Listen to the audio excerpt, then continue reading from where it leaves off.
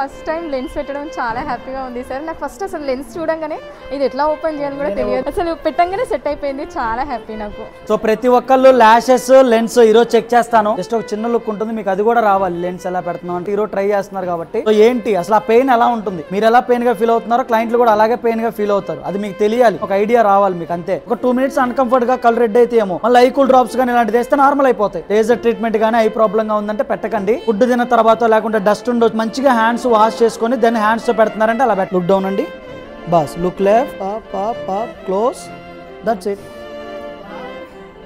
Open అండి, bus set అయిపోయింది. అలా చిన్న ప్రెజర్ ఇచ్చి, ఎందుకంటే బబుల్ టైప్ ఉంటుంది కాబట్టి లిటిల్ బిట్ మసాజ్.